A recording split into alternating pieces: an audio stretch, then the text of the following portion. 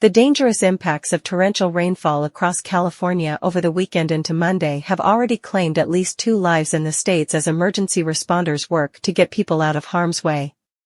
The state's homeless population accounts for 28% of all homeless people living in the United States, according to the U.S. Department of Housing and Urban Development, and 26% of homeless people in California are Black, the University of California San Francisco reported in a 2023 study.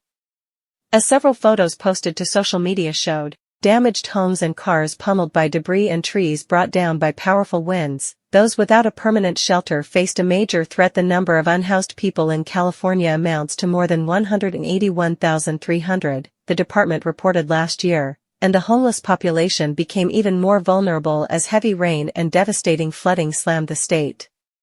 On Sunday, emergency crews came to the rescue of unhoused people living in a homeless encampment in San Jose, California, as a nearby river's rising waters threatened to flood their homeless encampment, the Associated Press reported. It can be challenging for local authorities to communicate with the unhoused populations ahead of severe weather, as they don't always have working phones, some members of the population have shared with California media outlets.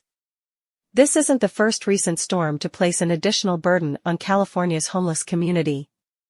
Heavy rainfall and flash flooding on January 22 inundated the San Diego area and severely damaged the city's Alpha Project Bridge shelter, which was built to house 362 people in need of shelter. The shelter's staff shared on a GoFundMe page the temporary residents were forced to relocate, according to the shelter.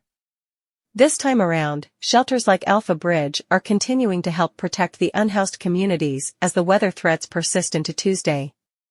The city of Los Angeles announced on Friday that it activated additional shelters and showers ahead of the storm's impacts. Los Angeles County has over 75,000 unhoused people. We are grateful to Mayor Bass for opening recreation and park sites for use as shelter in addition to the augmented winter shelter program during the coming rains, the Los Angeles Homeless Services Authority's CEO, Dr. V. Alicia Adams-Kellum, said in a news release. These sites will be critical in our effort to bring people inside safe and keep them dry this weekend. The City of San Diego and its Housing Commission opened additional shelter space on Monday as a haven for homeless people needing to escape the inclement weather, City News Service reported. The city's shelter bed program, open to families, single adults, and children, normally gets activated when low temperatures dip below 45 degrees, when there's a 40% chance of rain forecast, or when over an inch of rain is expected within 24 hours. People Assisting the Homeless, a 40-year-old organization based in California, said on X, formerly Twitter, that they are also working to get at-risk unhoused people to safety and shelter amid the ongoing severe storm.